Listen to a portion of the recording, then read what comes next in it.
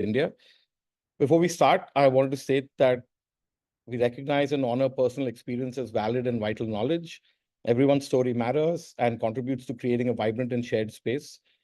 We come from different places and positions. Let's be mindful today about how this power and privilege and systemic inequality show up even in a place like this and almost in every place. So let's be mindful of how it plays out in this particular setting. This session will include discussions about mental health, trauma, and lived experiences that may include references to distress, systemic oppression, and potentially difficult personal stories, including around identity, exclusion, or harm.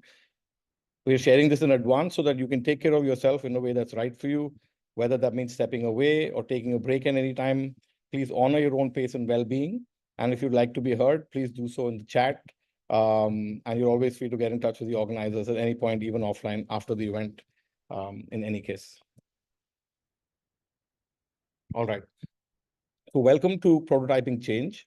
My name is Avinash. I'll be moderating today's conversation. It's a pleasure to have you all with us, and thank you for the interest that you've shown in being here with us today. I'm excited to introduce our diverse panel of speakers, starting with Hitesh Sanwal, who's an expert by lived experience and mental health advocate, CEO of Youth for Mental Health. Dr. Patty Gonzalez, researcher and director at Sangat, leading youth-focused mental health initiatives. And Kate Martin, who's the head of lived experience at Welcome. We'll get into their detailed bios as we get into the conversation. First, on behalf of the Quicksand team, of which I'm one of the co-founders, I'm delighted to welcome you all to the launch of our new platform, Prototyping Change. Quicksand is an interdisciplinary design consultancy. We've been working for about 2 decades in various sectors in the development space, across social development, health, climate finance, and several others, mostly through a process and approach of people-centered design. We work with partners in South Asia and globally, translating insights into meaningful change. We created Prototyping Change because we often see important insights and innovations, especially in the context of mental health, which is one of the topics that we worked deeply over the years. We find that these insights and innovations often remain locked within academic or project silos. We wanted to open up a space where we can reflect on urgent themes and share learning across disciplines with design and human rights as guiding principles. The first series of these 3 webinars will explore climate justice and mental health, the role of digital innovation, and finally today's theme, which looks at the meaningful involvement of people with lived experience in mental health. Today, we'll try and explore how lived experience involvement in mental health can move beyond mere tokenism to truly transformative practice. We'll talk about what meaningful involvement looks like in research, community engagement, service design, and funding, and what it takes to shift power in practice. The format for today is fairly straightforward. We have a panel discussion for the first 40 minutes. This will be followed by an audience Q&A for about 20 minutes. And at any point in time, feel free to share questions in the Q&A box. We'll try to address as many as we can. My colleague Faith will, depending on the volume of questions, will curate some of these for more efficiency. Having said that, anyone who wants to be heard, please feel free to ask about questions to any of the speakers or to the organizers as well. I just want to give a very brief introduction to set the context, and we'll dive right into our conversations with the experts. In today's webinar, we're looking at the involvement of people with lived experience, or PWLE, as we might refer to it in short. This refers to the meaningful inclusion of experts by experience. In other words, people whose experiences now or in the past of mental health challenges, and to involve them in the context of mental health research, advocacy, service design, and policy. Over the past few decades, integrating individuals with lived experience of mental health conditions, along with their families, caregivers, as well as the broader public, has become a cornerstone of research and practice. For example, the use of participatory approaches to include PWLE, people with lived experience inputs during intervention design challenges, the typical patient and clinician status quo, as well, for example, in peer-based service delivery, it challenges the conventional hierarchy of mental health service delivery itself.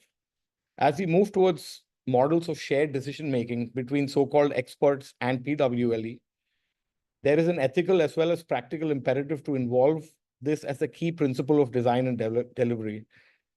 However, significant challenge, as we all know, might exist and do exist in the implementation of this idea and of this ambition. And these persist even more particularly in low and middle income settings where entrenched power dynamics often remain even more difficult to shift before we get to a point where we can create this so-called balance. So having said this, I wanted to kick off the inquiries for today, starting with a first kind of round of discussions I thought we could have around the idea of framing lived experience involvement.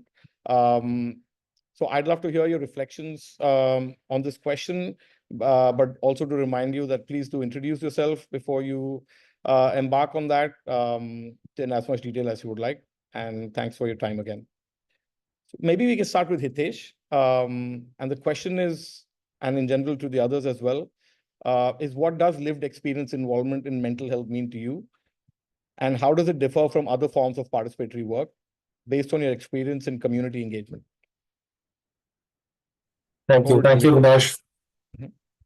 Yes, thank you, Vinash, for the question. Thank you for having me. Thank you for Kitson for organizing this, and pretty excited to speak alongside Patty and Kate.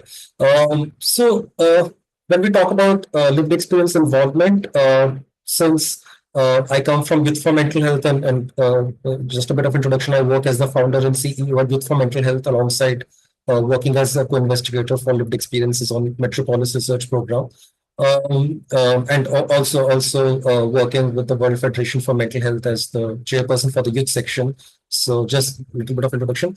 About lived experience involvement, I see it on a spectrum, I would say. So on one end of the spectrum is, of course, the effective participation of people with lived experience, and of course, which is not tokenistic in nature, but which is highly effective in terms of that it is embedded in every stage of the process at place. And when I look at the other mid part of the spectrum, for me, it's a lot about the identities involved. So representation of the marginalized groups and representation and having the diverse representation in the processes. So yes, I have myself experienced mental health issues, which led me working as expert by lived experience. But to be fair, I represent a limited arc of that lived experience in a way, which also had its own privileges based on my identity. But when we look at identity based on caste, religion, gender, and sexuality, and so on, the lived experiences differ from that lens. And then it becomes extremely important that when we are talking about the involvement in lived experiences, how do we also ensure that how these experiences can differ for people from marginalized groups and how they can feel equally seen, heard, and valued in the entire process at place, right? And at the other end of the spectrum, it's also about how do we then eventually take these processes to a stage where we can not look at this as an involvement per se, but as an to people lived experiences as they always existed in the process right from the beginning. Because with involvement, the onus also comes on someone becomes the authority, because then somebody has to involve someone. And also then it might also create a sense that maybe you did not belong there at first, and which people with lived experience struggle a lot with the sense of belongingness. So they belong to everyone talking about mental health. So for that, how do we, which will not happen in day one. So yes, of course, we have to start with involvement, but how do we reach the other end of the spectrum where we can build processes where young people specifically, and people with lived experiences can feel that they are very much part of the process right from the get-go, and nobody has the onus of involving them, and they don't have to feel that they have been involved in the process in a way. So that's the way we see, because Youth for Mental Health, just to summarize, Youth for Mental Health is, as an organization, we are built on the principles of lived experiences. So I come from my own lived experiences as a founder, but we also have a lot of young people working with us who represent their own experiences of mental health concerns and ongoing experiences or experiences of marginalization. And they themselves, as a students-led organization, design and lead the work that we do. So how do we bring these processes at the front of the work that we are doing, and how do we embed them into the system at large? And hold the system accountable rather than individuals, I would say. And how do we improvise on that? So yes, that's the spectrum I keep reflecting upon when I look at lived experience involvement, and how can we make it more effective over time. Thank you, Hitesh, for sharing your thoughts on that. Indeed, it's extremely worthy challenge that you're on. And I know that in our work in Quicksand, and where we often collaborated with Paddy at Sangat. In fact, Sangat is most probably single-handedly responsible for building our Quicksand's mental health practice. And we've also worked closely with Welcome. And it's always so hard to take that next step, as you like you said, to go deeper into the lived experience practice and to bring people in. Each step that you take to bring people in actually is a lot more effort than anything people would understand who are not trying to do it. So appreciate what you're doing. Patty, we can move to you, and in your experience as a researcher over the years, what does lived experience involvement in mental health mean to you, and how does it differ from other forms of participatory work? Thanks, Avinash. And I echo Hitesh's kind of excitement about being in the discussion with Kate and Hitesh.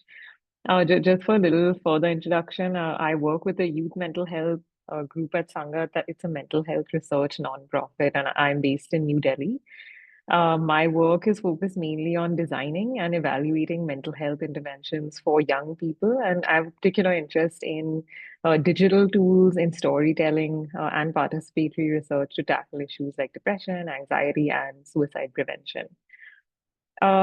Maybe just to add on to Hitesh's description and understanding, I think lived, or now also we talk about it as living experience, because it's often not just one isolated kind of experience or time point, but lived or living experience involvement in mental health research specifically refers to active involvement. So I think Hitesh touched on, sometimes what can feel a bit like tokenistic or a sort of passive kind of involvement, but really active involvement of including people who either have in the past or they are currently personally experiencing different kinds of mental health challenges across the design, implementation, evaluation, uptake, dissemination of mental health interventions or programs, again, rather than treating them as passive beneficiaries.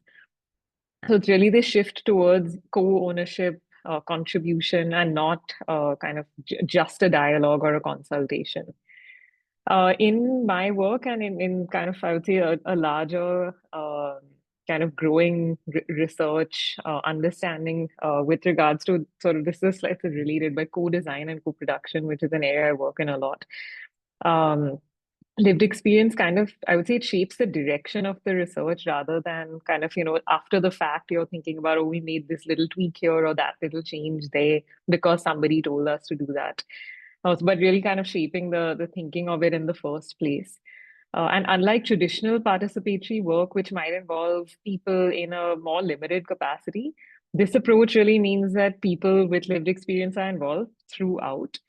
And it ensures ideally that solutions that we generate are much more grounded in real world context.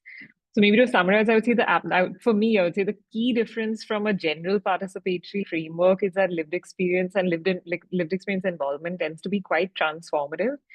So beyond inclusion, but towards what we call power sharing, and I'm sure we're going to talk much more about this moving forward. And I think what you said in your opening remarks, we must value experience at sort of experience as knowledge, and that experiential knowledge is essential.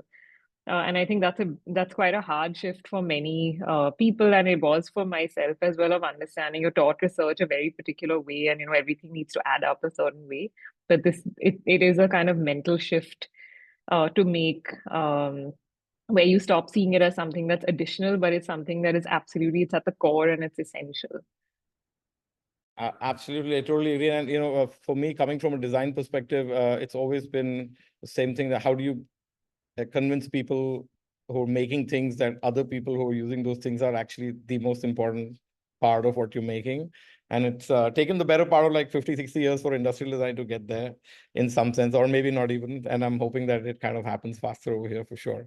And finally, Kate, representing Welcome, often I know you put in the spot of being a funder, and therefore I won't ask you as about fundings directly, but I would say that in work like this, in my experience, it has to go much beyond funding. It's really almost a form of patronage, I would say, of a certain kind of work that exists in the world that needs to be supported. And I think that's an important aspect as well on the other side of what you represent. So I wanted to ask, and I know that you have been championing the cause of lived experience involvement since your time at Welcome, and I believe that's one of the main reasons that you're there as well to introduce this in a much larger way. So what's been your experience of this domain of interest for all of us? Brilliant. Thank you so much. And great to be with you, Patty and Hitesh, and tough acts to follow, because as you were all talking, I was thinking, oh, I was going to say that. But that's great, because it shows we're all kind of championing it from the same perspective, I suppose. So thanks for having me. So yeah, I'm Kate Martin. I head up the lived experience team in Wellcome's mental health program. And just to explain a bit about what we do, Wellcome's mental health research program is fairly new. It's been going sort of 4-ish years. And we fund research to try and find new or improved interventions for people living with anxiety, depression, and psychosis, to improve early intervention, to really make sure people are getting support earlier, to make sure people aren't held back by mental health problems. And so that's the kind of focus of our research. And what was really critical was right from the start of that program, we had sort of lived experience embedded in the program from the beginning. And I suppose what it means to me, therefore, is this is kind of echoing many of the things that Hitesh and Patty were saying, was that I think it was really critical that lived experience was involved at the start of the program. And seeing really, some of the sort of founding things we started to consider and have kind of really sort of tried to hold on to in all the work that we're doing, is that lived experience is a form of knowledge and expertise.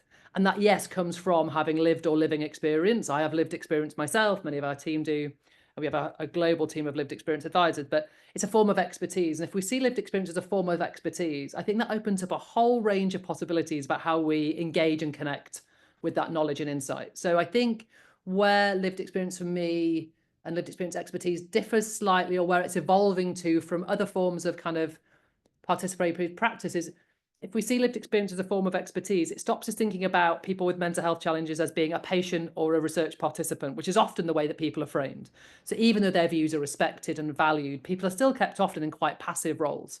And I think for me, lived experience expertise is saying people are experts. People, yes, that knowledge may be formed initially from our personal experiences and challenges of mental health, of lived or living with those mental health challenges.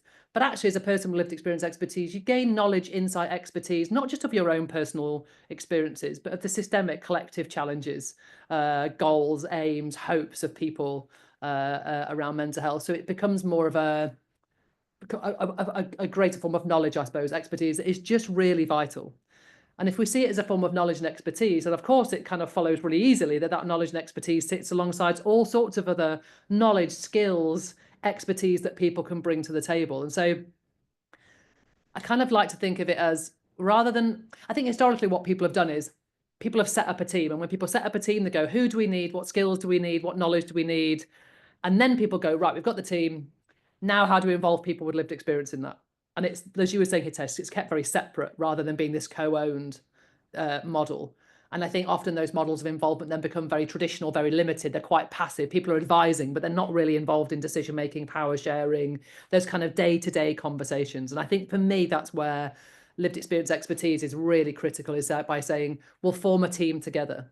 And that might involve dedicated lived experience experts. It might involve outreach and community engagement, but it will also involve other people in the team, a co-lead with lived experience, or any other role in that team. People may also bring lived experience to that. So how do we make sure that we have an inclusive team where anybody, any researcher, any person can be open about their mental health challenge and their lived experience and how that informs and shapes their work, as well as having people in, in important range of important roles in a team who have lived experience. And then how do we bring in wider voices as well? So I think it just opened up the possibilities, I suppose, of how we get that knowledge, insight, expertise, that wisdom really informing the work that we do. Thank you. There's a lot to think about there. But I had one question around the comment is to, and based on all your inputs, it feels almost like this is a new way to work. And would all of you feel like this is an emerging way to work and it's kind of really represents like a field building activity that all of you are doing in some way or the other? I would say yes and no. Mm-hmm. I would say yes and no. I think it's really critical for me to recognize that in some areas of research or practice in general, this is just the way it's done. And this has been around for decades, right? This is just the way you work with people. Like, it would be awful not to do it. It just wouldn't be even considered. But then people don't call it anything. It's not lived experience involvement. It's not co-production. This is just the way that work's done. So I think in many areas, this has been around for decades. This is just the way things are done. I think from a welcome perspective, I guess some of the newness really is only in us trying to support this practice in new areas of science where this is just more complex, and that practice hasn't really been supported and established yet. So I think we've got decades of tradition and experience and expertise, as well as some really new areas where we're trying to helping people forge the way and funding people to support new practice, because it's just not been done in certain areas, perhaps certain areas of science. So I think both, I would say. Great, thank you. That's very insightful. And that's actually a good segue to ask Paddy a little bit about her work at Sangat, which, and I've been working with Paddy and Sangat maybe for a decade now. Over that time, I've definitely seen the increasing depth and complexity of the same challenge, which is what we're talking about. How do you involve people at the heart of your processes in design and innovation within the mental health world? So could you tell us a little bit about, and also I just want to mention that of the many, there's obviously been a huge growth in the mental health sector in India with the kind of practice itself. And in that, I've definitely seen that Sangat has been championing lived experience since much more than a decade. I mean, I think since Dr. Vikram's time as well, right? That's kind of, it kind of starts a way long back. But in recent times, I've observed that there's a lot more like co-design and co-production that happens inside projects that I'm aware of, that I've seen of Sangats. And I think that's quite a unique trait. It's not a very easy thing to replicate, even if one would like to. So maybe I wanted to ask you what you feel is co-design, which obviously goes way beyond just the act of co-designing a small thing in a session with someone. It's so much more. So maybe some light on that would be great. Sure.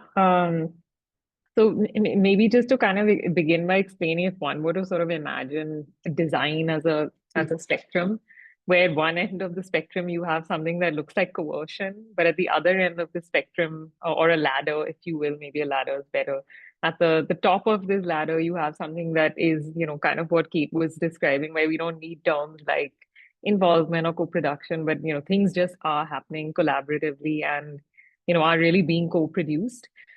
So where, ideally where researchers and I guess people want to be is towards the top of the ladder, where you are co-designing, you are co-producing and working together collaboratively. And I would say that that's really kind of our approach to co-production and co-design, which essentially means that you're not coercing, you're not just consulting or having these chats with people, but you're really kind of deeply embedding their experience, or it is deeply embedded into every phase of the program or the intervention that you're working on. So this could be like right from thinking about what is the idea, where did that idea come from, or is it really tackling the problem that people who experience that feel is the biggest challenge, to creating the content for that intervention, designing how it will be delivered, testing it, evaluating it, and then ideally delivering it, and then if all works well, then supporting its kind of uptake and dissemination.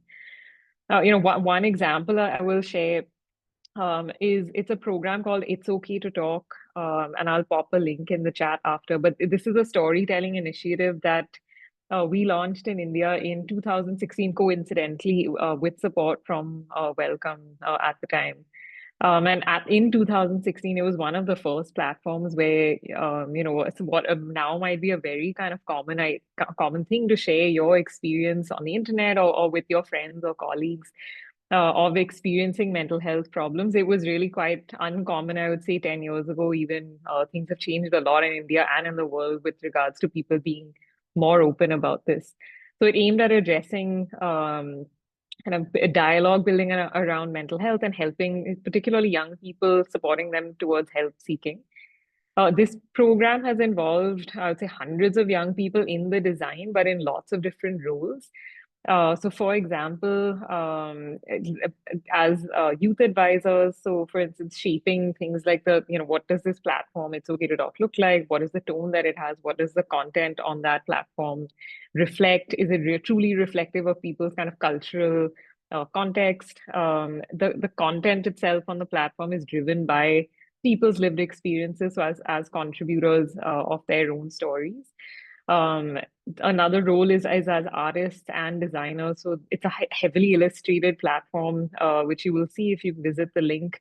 So all of the illustrations, the art for the platform is created by young people with lived experience.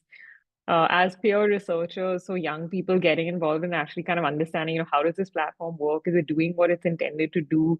So evaluating the platform with us in a few different ways, so qualitatively, quantitatively.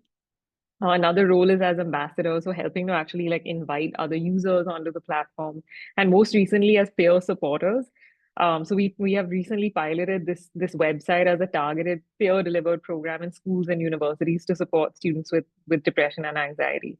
And the reason for highlighting these different kinds of roles is to say, there isn't one fixed way to do this, and there's a lot of flexibility. So in fact, somebody who started out as a youth advisor, they actually have gone on to become researchers, or vice versa, somebody who started as a story contributor now maybe working with the platform as an artist, etc. So there's a lot of flexibility in where your experience can be embedded at different time points. But I would say that the real idea with co-production is that it's not a one-off engagement. It should be long-term where possible. It should be focused on partnership. It should place kind of power in the hands of the users in shaping what that health support system looks like. And in this case, it's a website that shares people's stories. So it's just to kind of maybe illustrate what we mean when we say co-produce.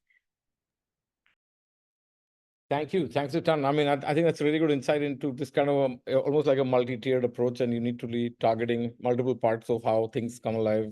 And hats off to you for that, because it's really, really hard, especially because even when, we work with in design, like I said, and normally like designers are super insecure. They don't like inputs from anyone else except designers. And many professions tend to be that way. And I've often noticed that lived experience, the further you go deeper into that challenge of it, the further there needs to be a sense of like compassion from the other practitioners to be able to treat this work as legitimate, to see that evidence in the same way that they would see other evidence, and to essentially have a much bigger heart to accept how the world is made of. So thank you for being on the hard work road for this. So Hitesh, I wanted to move to you and speak a little bit about your experience in Sangat's Metropolis project, where you have been a lived experience expert. Could you share with us a little bit about this project, and then in specific speak a bit about the common and uncommon barriers that you see that prevent the actual and authentic involvement of people with lived experience? Sure. Thank you, Avinash, for the question. Metropolis, in very brief, it's a 4-year-long research program. One of the key focus area of the project is to develop a peer support program and implement it across 8 campuses in Delhi. And we are trying to see if basic counseling techniques built upon behavioral activation, problem solving, if they can be helpful for the student experiencing depression at these campuses. So that's the core focus of the program. We're calling it Sathi support program at these colleges. And as I speak, the recruitments are ongoing at these colleges with the students. I'm particularly involved as one of the investigators focusing on the involvement of or active participation of lived experiences, alongside, of course, supporting the public engagement front. And through this project, we have been able to speak with a lot of young people and understand their challenges and concerns better, and just taking a more of general lens about what kind of challenges young people at large are experiencing when if they would like to get involved for their expertise based on lived experiences.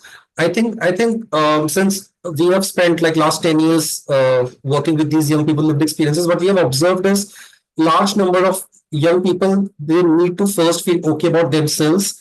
For them, supporting someone else or becoming an expert in lived experience is kind of a other end of the spectrum, but initially they need support for themselves. So large number of them are experiencing mental health concerns, but not a lot of them have access to the required mental health support for different number of factors, and I can elaborate upon them as well. But just to concise, that is one of the key challenges they face, and of course, a lot of stigma which surrounds about talking about your journey, and also how do you come out from that shell in a way where you can say that, okay, this is what my experiences are, and I would like to tap on those the potential of those expertise coming from those experiences and embed it into this project. So that's like a journey in itself. And third, a lot of this work happens in structures. So how do you embed your own experiences into those structures, and how do you live up to those structures becomes at times a challenging scenario. And I feel a lot of these discussions still surround, let's say, the urban youth or people with certain privileges. But again, talking about when we go beyond that spectrum and look at different identities or the marginalized groups, these challenges just magnify at a large scale, because a lot of young people are not even aware about such opportunities. A lot of young people are not even aware that how they can not only support themselves, but how they can tap on that potential or their expertise and contribute as expert by lived experiences, or how can they in a way set themselves on their journey. So how do we build so these are just to sum this up. One is of course the stigma and the lack of support. Another is the lack of awareness about the work that's happening. And also because it's a very evolving field. So we are figuring out on the go that what's the best way for them to get involved in the processes. So they are also navigating their journey parallelly. So these are some of the challenges we have observed over the last few years. But it's great to see now that these discussions are coming at the mainstream like platforms and the work that's happening in the field. But yes, of course, a long way to go to the ideal scenarios. But these are some of the challenges that young people are facing at the moment. Thanks, Ritesh. I think that's a really good and concise breakdown of the various types of challenges. And I do agree that it's kind of, in some sense, what you're sharing is also like new knowledge that is kind of necessary to design the programs of tomorrow. So thanks for your inputs. That's really useful. I wanted to kind of flip in some sense what Hitesh was talking about to Kate, and from, in some sense, an enabler's perspective, could you share with us examples of how Welcome's work is trying to support the involvement of persons with lived experience, make them experts, and can you give us a few anecdotes maybe of how hard it is sometimes to address these challenges? Yeah, even if you're welcome. Yeah, it is. This is tricky, right? We're all working on complex projects in a complex space, all trying to navigate the best we can. So, I guess try and keep it as succinct as possible. So I suppose the way we try to frame our work is our work focuses on three main things. Firstly, we make sure that lived experience experts are embedded in our teams, right from our day-to-day conversations through to reviewing our funding applications, advising people who are applying to us for funding. Basically, whatever we're doing as a team, we're doing that alongside a team of lived experience experts to make sure that's embedded from the start, and most importantly, that we're practicing what we preach, and that we've really tried to embed that across all the work of our mental health programme. But I suppose one thing we've really tried to focus on is how we support the people that we fund to really meaningfully embed lived experience expertise. So, and this is a real challenge, right? We're a global funder, so we fund projects in multiple countries, multiple contexts. We fund projects across the whole spectrum of mental health disciplines. So from one end of the spectrum where it might be more like, I don't know, a project around testing out the efficacy of an intervention like peer support, which sort of feels much more closer to human experience. It feels easier to understand and conceptualize how people with lived experience could inform that, right through to neuroscience, basic science projects, etc. And there it's like, well, there might be an opportunity, but there's no roadmap, there's no good practice or best practice guidance yet on what that involvement looks like. So our approach has been to sort of say, as a funder, I think we have a responsibility to not just say we expect meaningful involvement in all the research we fund, but that is a requirement we set for most of the research that we fund. But alongside that, we then have a responsibility to say, how do we support that practice to advance? So, for example, how do we provide advice and support to people applying to us? But we also kind of really try and understand the context and say what good would look like in, what good would look like in a project that, let's say like peer support, it would look vastly different to what good would look like in an animal model study. So really trying to understand and be supportive of practice. I think the other responsibility we have as a funder is to make sure, it sounds obvious, but to make sure we're funding this properly. So we, where people are sending applications in, we're really saying not just how are people involved in the design and delivery of your project, not is your plan good enough, but are you funding it enough? Are people being paid? Have you got enough time? Is the level of involvement that you've pitched for, does that really match the aims and ambitions of your project? Is that a match? But the really important thing I think we do is that we try and learn with people once we funded them. So as I say, there's not best practice out there in many areas of science about what lived experience expertise looks like meaningfully. And to address some of those challenges, we've set up a learning partner model where We work, some of our lived experience team work alongside many of the projects we fund to go, hey, we know this is tricky, this is complex. We know what you set out to do and what it looks like in practice will be two different things, but we want to learn alongside you so that we can be supportive and offer some reflective space to those people that we fund and say, how's it going? What's going well? What are the challenges? Not that we have all the answers, but we can certainly help hold some of that reflective space. But also that we can take those lessons back as welcome and say, hang on, next time we put some funding advice out there, we can make sure these things are included, the learnings we're taking, we can make sure those best practice tips, etc., are included in that. So really trying to be sort of set the aims and ambitions, but making sure that pragmatically we're being supportive as a funder financially, but also in terms of developing practice. And then I think the last thing I'd say is we're also trying to look at what are the blockers in the system, right? Why is it that I can, you can, if you work in a university and you're developing a funding proposal, you could walk down the corridor before you've got funding and you could speak to an ethicist or a neuroscientist or a psychologist because they exist as part of the system. They're there, they'll help you out, right?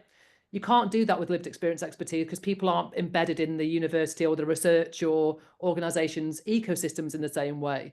And so we're really interested in thinking, how can we use the influence of Wellcome to say, to get people to kind of, embed lived expertise in their organizations in a better, more meaningful way. And also to think about, how do we advance practice? How do we develop good practice resources? How are we putting people, how are we supporting? We've just, I can't name the projects yet, but we've just funded an innovation program that is funding projects around developing new methods and models, advancing collaborations within and across low and middle income contexts for lived experience, and really importantly, also lived experience leadership. So looking at not just the work we fund, but how do we address some of those key challenges that exist in the system that we know about? Thank you. Thanks for the comprehensive breakdown. I do want to ask at a personal level, at the end of the day, even people-centered people find it hard inside people-centered organizations, right? So what's your personal challenge when you go to work, when you try to do this on a daily basis?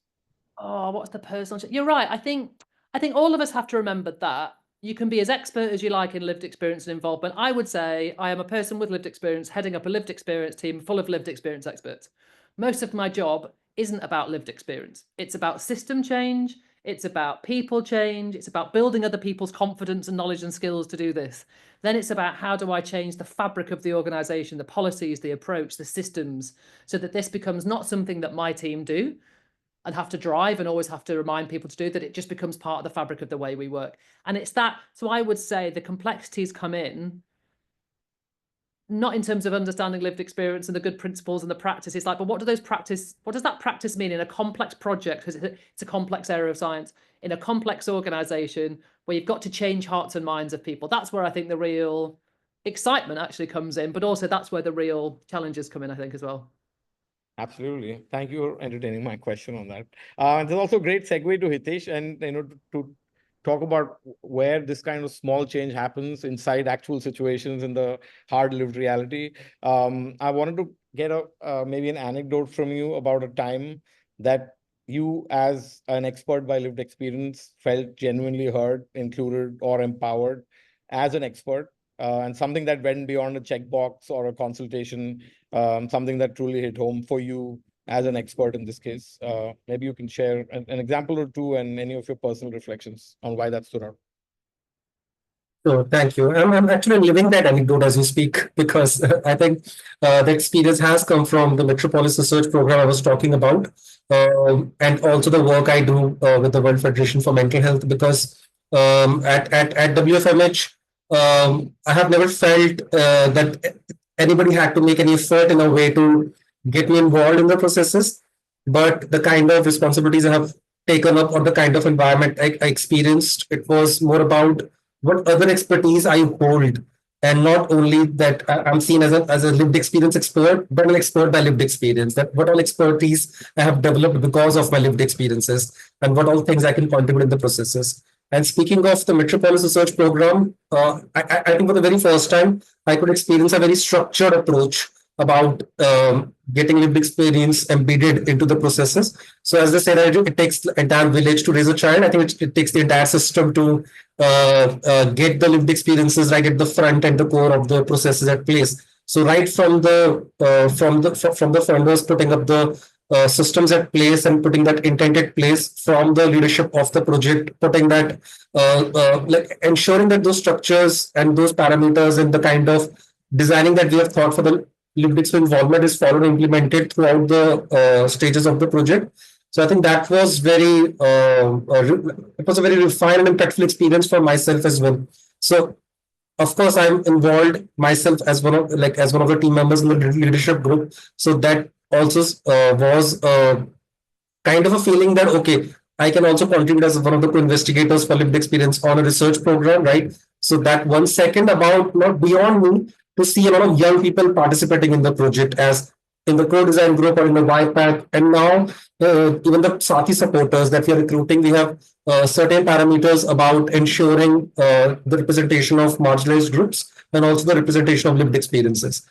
So just to see that how projects can actually be structured in this way, and how it is a possibility to have lived experience expertise embedded in the processes, and yet you can, achieve the objective that you're aiming for.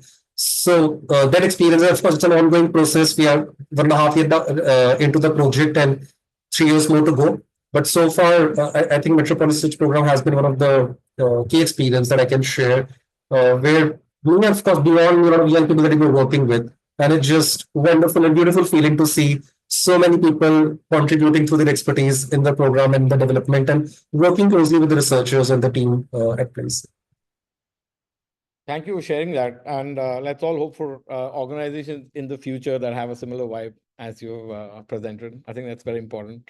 Paddy, I wanted to kind of also build on what Hitesh was saying with you, and in some sense look at how do you measure the impact of lived experience involvement. Like Hitesh's example obviously is his and personal, and sometimes it might be hard to elucidate like impact to be, which has to be like measured in some sense or the other, or transmitted or converted into like presentations or into reports and so on.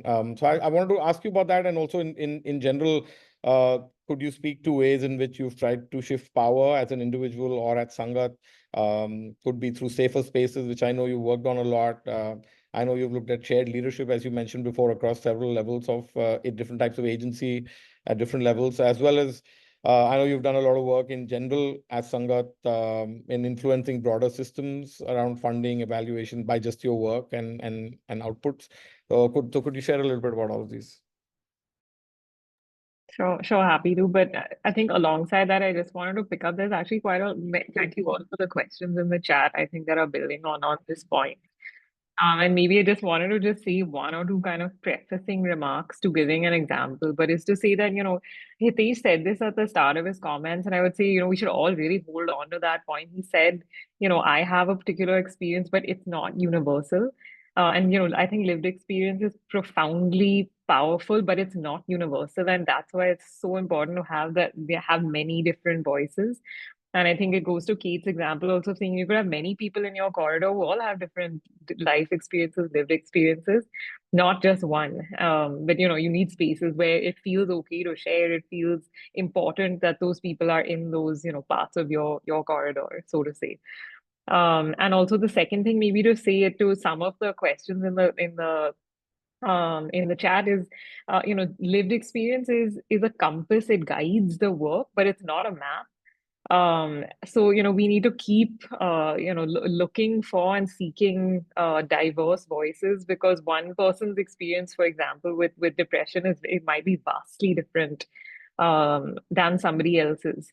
And design, as I think this conversation is also about, design is not something that stops. So, designing with flexibility, not necessarily only specificity. So, feedback loops, being iterative, being flexible becomes really important when you're addressing really complex problems.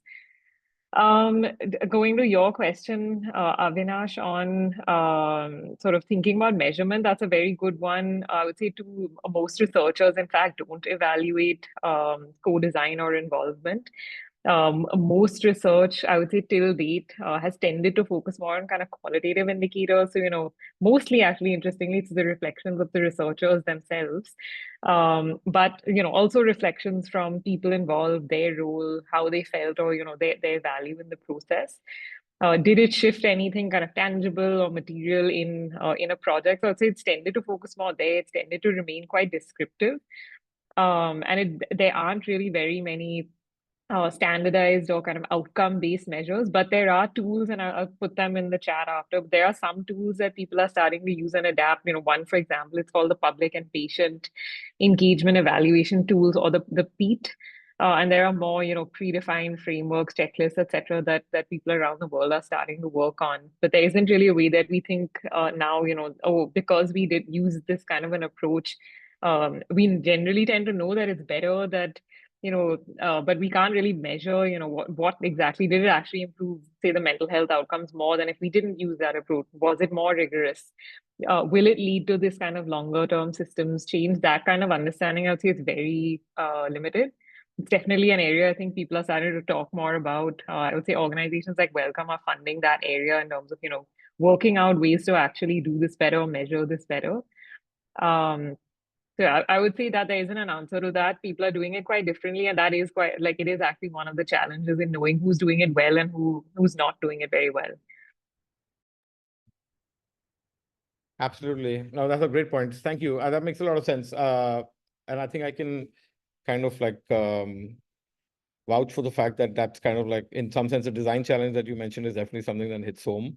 I just wanted to follow up in one part, Patty, just with a specific point around the influence that someone like Sangat or yourself can have on the larger system for funding or evaluation through your work and through other means, and also through your opinions and so on as leaders in the space. Could you share a little bit about how an organization can shape its outer world through its work? Sure, and I actually put one article in the chat to give an example of, what it does. It doesn't always have to be something incredibly profound, but things like publishing the work that you do is really important. That's one way that we do this. So what I put in the chat just a minute or two ago, it's an article that we wrote. That was actually, it was not a typical kind of research article. It was more of a reflection from a group of us who are researchers, practitioners, artists, technologists, and lived experience experts who were thinking about projects where we had kind of use different engagement and involvement approaches, and to say, these are the things we felt worked well and the things that didn't or that were just missing. But putting documents like that together, we feel is quite important, because we do think, we hope that funders and decision makers are reading articles like that, because it also potentially helps them kind of create, almost like you could say checklists for things that, are absolutely kind of essential in terms of, it could be values, it could be activities, measurement, etc. So if, I think those individuals, organizations, groups who are doing this work, I would really encourage you to make sure that other people can kind of learn about it and read about it or watch it, so that, your kind of best practice or these examples aren't, they're not kind of hidden away and difficult to find. And it's not to say, I think, there are obviously challenges with putting this work out there, but there's people and organizations who can help you to do that. If you don't know how to do this, it's your first time doing it. I'm happy if anyone on the chat here, whoever you want, come help with kind of putting work out there. Sangat is really happy to help with that. That's very gracious of you. Thank you for offering that. I wanted to wind up with our last question before we dive into the questions in the chat, because as I can see, people have been pretty active. So Kate, just kind of, again, building on this, maybe I wanted to end with, if you could recollect a recent or ongoing project or something that's coming up that is absolutely blowing your mind in terms of how innovative it is, or what you see are exciting possibilities, even if you know it may or may not work. Share with us some of the excitement you might have in the sector right now.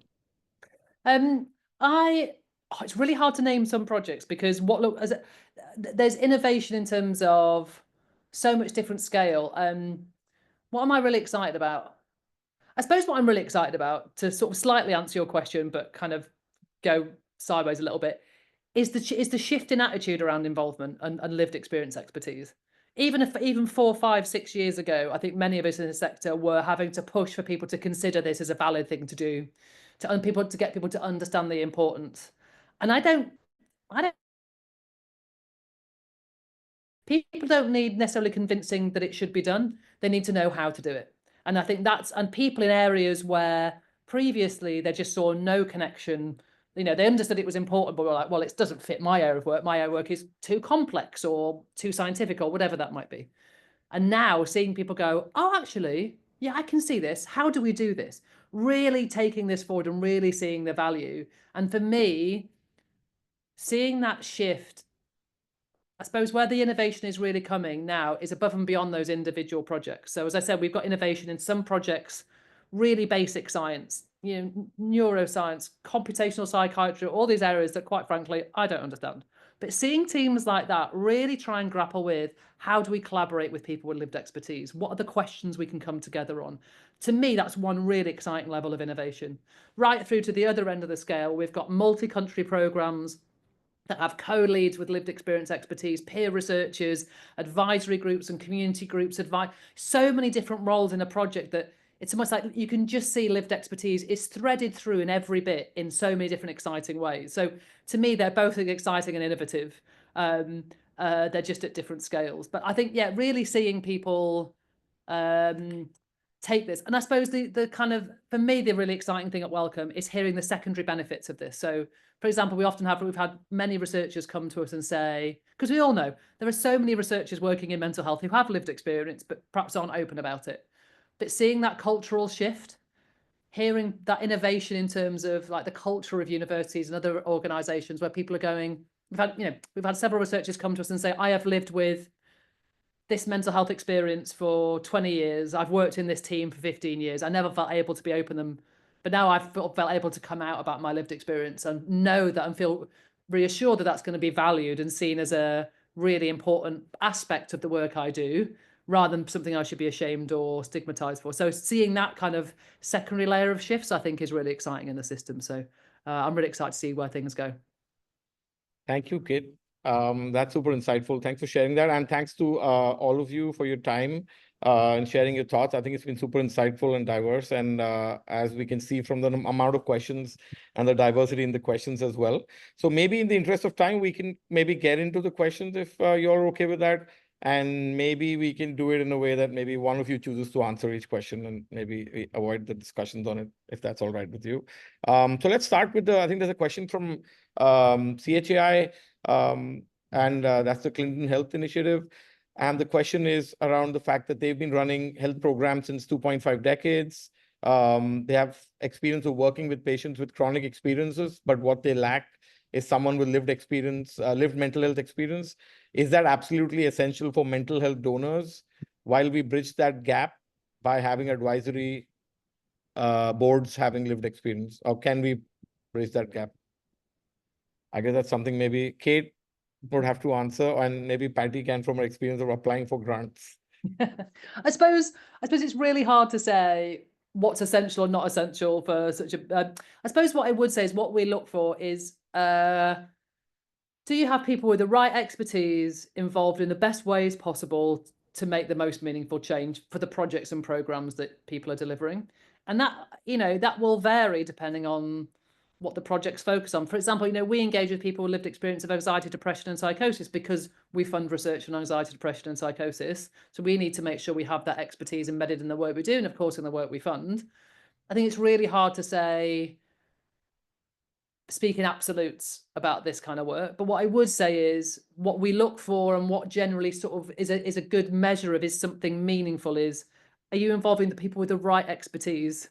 And are you involving them in the right ways to have the most influence on the project or the piece of work at hand? So, sometimes that's embedding people in the core team. Sometimes that's having advisory groups. Sometimes that's partnering with community organizations. How you go about doing that, I think we're really agnostic to, because there's no one size fits all, but it really is about testing out, are those people, do they have the right expertise, and are they able to have the right influence? Are they really able to influence things in the most meaningful way, I suppose? So it's a bit of a non-answer in some ways, but I think there's no real absolutes. It's really about just trying to make sure you've got the right people with the right expertise influencing the right way. Right.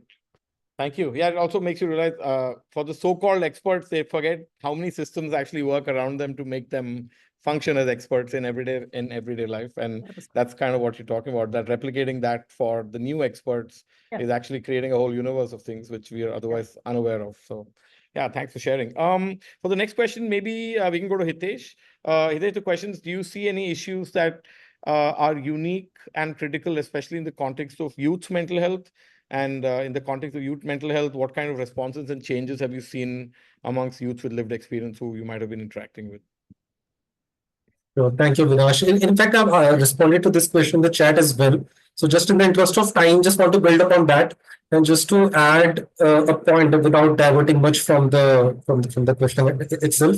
I think what I'm also observing that because this is, of course, it's kind of a situation where it has existed for a long time, but still large part of it is now evolving with the active participation, lived experiences. So building upon what I shared in the chat, also what I'm observing that there is a lot of excitement among young people to be involved as well expert their lived experiences. And what is happening that amid that excitement, there is also expectation, right, from the other sides of the spectrum. So I think one input in this process is that we have, what I was saying earlier, that we have to hold the system accountable and not the people.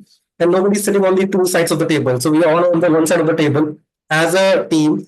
And young people with lived experiences, we have to approach this with an open mind in a way, because everybody is figuring out how is this going to work out. What is going to be the ideal way to do this? So when we are collectively as a unit figuring it out, we need to approach this with a certain flexibility, with an open mind approach, and being kind to the process that, okay, we need to give this a chance, that how this can be worked out and what is the ideal scenario, without putting any entity on the spot that you have this authority to do this and they have the other authority. So how do we make an environment where everybody feel equals, and how do we manage those expectations of the young people? And that is one of the key changes we're observing, that as this field is evolving, there's a lot of excitement, there's a lot of expectation also, where I feel we need to, just to sum it up and by reiterating, that how do we bring in flexibility and bring in an open mind approach, that okay, this is evolving and this is eventually going to shape collective. We all have to shape this collectively to reach those ideal scenarios. So yes, if that somewhere answers the question in addition to what I've shared earlier. Yeah.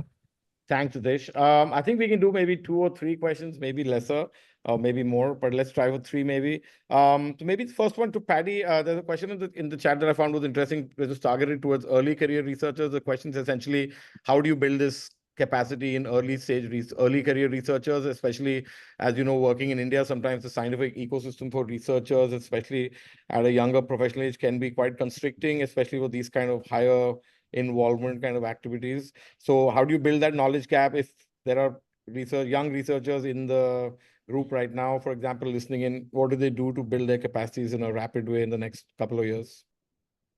Thanks for that question. I always dread getting that question because there's no simple answer to it. And I don't know that there's one fast way to do that. But I think this is a universal problem also, to say whoever asks the question, it's not just about India.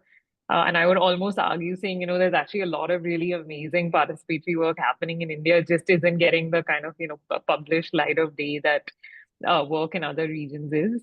But one of the ways I think to do that is through, building your kind of what's called sort of cultural competence. And there's ways to do that are academic. There's ways to do that through reading, through finding mentors and kind of people who are already doing that work.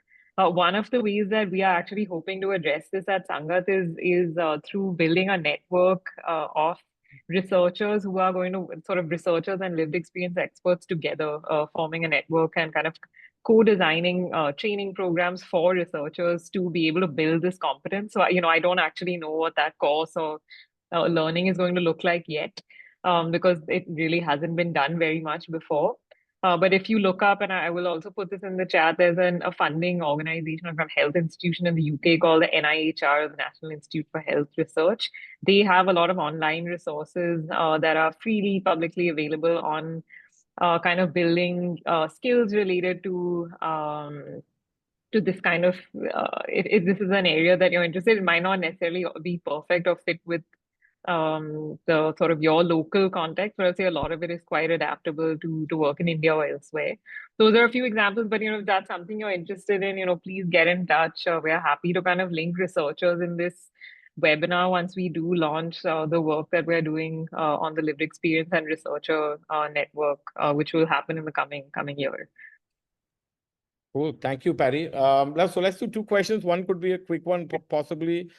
This one's around looking by Pallavi, which is asking, how do you adapt or deal with conversations around mental health which spreads across different geographies? Kate, you want to get that? Sure, I can go for it. And I think this is the age-old problem of language and concepts and terminology, right? That there are, I don't think there's, whether we're talking about mental health, whether we're talking about involvement, there are so many different terms. And I think as a community, often we've tried to spend so much time in getting a shared definition of a term that, rather than actually saying, look, let's focus on what people actually mean. Let's focus on what people are actually doing. So, for example, in terms of the language around involvement, people use co-production, co-design, participation, involvement. Half the time, people using the same words mean different things, and people using different words are meaning the same thing. So we try and almost sit above the language and sort of say, well, what is it you're aiming to do? Like, never mind the language you're using. What are you doing? How are you involving people? What influence they have? Similar around mental health. We understand there's not, there are so many different views, perspectives, beliefs around mental health that I suppose at Welcome we're funding, we try and use multiple terms to sort of say we understand there's not one, and there should not be one set definition, right, of mental health and the language around it, and that we will try and not just use terms, but try and explain what we mean by those terms, and then that's up to us to support applications, projects that use the right terms that will sit in a particular context with a particular community for a particular age group, for example. So it's that balance of trying to have a shared understanding whilst also being reflective of, I don't think we should be pushing for one shared language, one shared set of kind of words or principles, etc., around mental health, other than to say, how do we make sure that we're supporting the language that feels most appropriate, most meaningful, most relevant for the projects that we're funding and supporting? So I think we should, I think for both mental health and involvement, almost just try and sit away from some of the words and terms in a way and sort of really understand what people are meaning and saying, how do we reflect and support people to use their language that is the most meaningful and most relevant for them? Right. Thanks, Kate. And maybe a quick follow-up to you while we're with you is just, I think I noticed a few things around like this, just this idea of scale. And I'd also like to maybe end with that and ask Paddy as well. Is this idea of this tension that Ayush has expressed and in some sense, other questions also point to that. And there's a question directly around scale as well, that how do you deal with this aspect of something like this? And it often comes up in qualitative research as well in general, right? Like why, like how does meeting 20 people change the lives of 2 million people is often a question that we might be asked, for example, at Quicksand. So how do you think about scale as Welcome? And maybe as a follow-up, Paddy, how do you think about how have you managed to scale up your operations and what it means? Yeah, that's a really interesting question. There's a few questions I think that have a similar thing of how do we, I think there was one also that sort of asked a similar question of how do we respect lived experiences while also recognizing that won't speak for everybody. And I think this comes back to me about the fundamental thing of what we're asking of who. So we're not, so with lived experience, for example, I'm not, when we collaborate with our lived experience experts, I'm not asking them about their personal experiences. In fact, we very clearly say, myself, my lived experience team, we're not here to bring in our personal experiences and perspectives. What we're trying to do is surface some of the common issues, challenges, priorities, questions, topics that others from different professional disciplines might not have thought of, so that when we're planning a project, we're problem solving, we're deciding what to do, we are coming from a most well-rounded perspective possible, right? So it's about, when you're co-designing, it's not about people's personal experience. It's about saying, hey, have we missed anything? How do we make sure we've thought of everything we possibly can? How do we make sure that the design itself has been as inclusive as possible, but then realizing there's a limitation to that? We then have to go and test it out with people in the real world, right? We have to engage with a wider group of people. So I think for me, lived experience involvement in design, in co-designing, developing, delivering research and development projects is about making sure that in that team, we have the most perspectives possible. So just as a lived experience expert or lived experience experts can't speak for everyone, nor can any psychologist, nor can a neuroscientist, nor can a designer. They bring a design opinion and they're trying to be as reflective of all the issues that might be considered as possible. But a psychologist doesn't speak for every psychologist. They bring a psychological opinion. And we try and make sure our lived experience experts bring a lived experience perspective, which is about common issues, challenges, priorities, concerns that might need to be considered. And then the more detailed work comes and follows from that. So it's about trying to separate, I suppose the way we try and think about it is how to separate expertise and experience. They're both important, but they both do different things. They both answer different questions. They're both relevant throughout a project, but in different ways. is a kind of short answer to that. Thank you, Kate. And thanks a ton to everyone. I think Faith also asked me on the chat to see if we could answer Tanya's question maybe. And I think it's a good segue from what Kate you were talking about, which is, and I think Tanya's question is a little bit about how would you essentially, the question is around involving people with lived experiences and offering peer support. And I know that projects that Patty's done, and I know projects that even Welcome supports, and projects that Hitesh has been a part of, they all in some sense or the other work in that way. But maybe the other part of a question, which is important and interesting to think about, is how does this scale to a public healthcare facility? Because that, in some sense, I would imagine, is the holy grail of PWLE being involved at the heart of decision making. Can this happen at the scale of the public and at public infrastructure scale, so to speak? I mean, I can give a couple of Yeah, examples sure. where it is happening and it is being scaled up. So, for example, Sangat has programs that are where non-specialists or specialists like doctors, but people who aren't trained in mental health are being trained to deliver treatments for depression. So, for example, one really sort of popular and well-evidenced intervention called behavioral activation, or sort of learning kind of to incorporate kind of healthy, meaningful, pleasure-giving activities into your daily life. And that's being delivered through programs we run, through kind of ASHA workers, through PHC doctors. It's a program, in fact, Hitesh and I are working together on training peers in colleges to do this. So I'd say, these are different kind of supports to a very kind of stretched health system. These are just a few examples off the top of my head, but there's many from other parts of the world where similar kinds of approaches are being used. Yeah, I don't know if that helps, Tanya, but I can share examples with you of, there's a lot of work published on this online that you could read about as well. Cool. Thanks, Patty. And maybe we can just continue with you and close today, because I maybe wanted you to just share, as a researcher, the tremendous effort that it takes to get to, and I think it connects to what we talked with Kate about scale. And sorry, I forgot to loop back to you on that. It was just about how do you take an idea that you have as a researcher or as a small organization, and if you are on a mission to include people with lived experiences, and you champion that internally and as an individual, how do you find the support from local, international, and personal sources, and in many cases to continue that journey over like 10 years, 15 years? And how do you scale up these projects to become sustainable and viable for people like yourself to work in, or people like Hitesh and others and your colleagues to work in?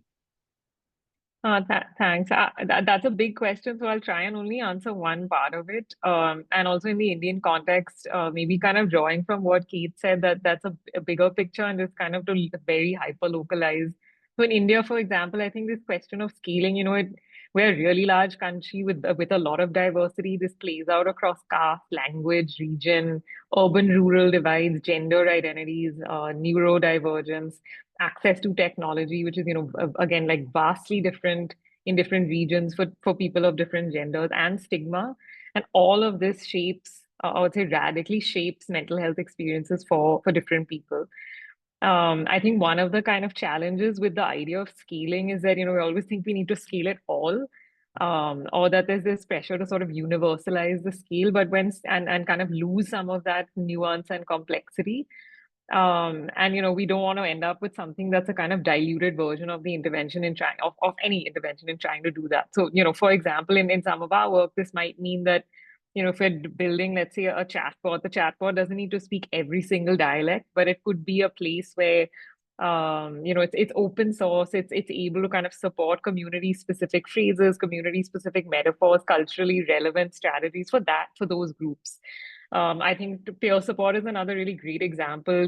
Peer support programs have shared kind of backbones, so whether that's training, safety protocols, etc., but they need to be adaptive to cultural, language, regional kinds of understanding of mental health, distress. One small example, a program that Hitesh and I run in Delhi, which is specifically kind of addressing depression. We don't use the word depression at all. Like, it's nowhere mentioned in any, this is a really big urban metro city with like lots of access to technology, etc. But there's still, I would say, like strong aversion to being identified as being depressed, even without a formal diagnosis when accessing mental health support. So to, lived experience in this context, it's not being used to kind of validate or test theory. So something we've been saying from the beginning, it needs to be woven into the fabric. It's not something we're bringing in later. So when we shift that idea, I would say, these questions might change. Also, the question may not exist.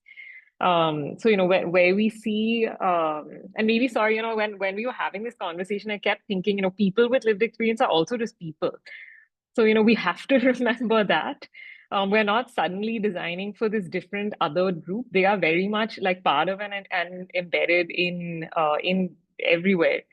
So to see these kind of differences and diversity as a big strength, it's not a problem that we need to solve.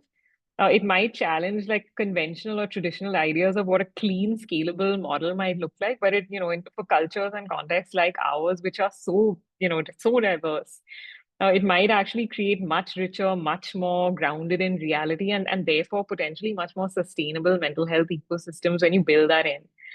So I don't know, Ayush, if that has like partially, maybe, I don't know if it'll answer the question, but it's something maybe to have a separate webinar on or webinars on, because I feel like we definitely don't have the answer to that one. Thank you, Patty. Thanks, Utan. That's super helpful. I just realized that I actually missed out one question, which I should have, but it's actually a great way to end it and also builds on what Patty was saying. So this is a question that looks at essentially to understand how do you, how do you convince the people who are in power, like clinicians, physicians, and so on, to give up the power and space to truly put the voices and center persons with lived experience, whether it comes to project teams or organizational structures or program management. Hitesh, do you want to have a go at it? I have a feeling you might have something to say about this. Sure. Thank you, Vinash. I think when we involve and when we bring in people with lived experience in the room, no one gives up any power. But the idea of the intent of having people with lived experience involved in the process to strengthen the existing ecosystem. So we are not saying that we are here to replace anyone or to speak on somebody else's behalf.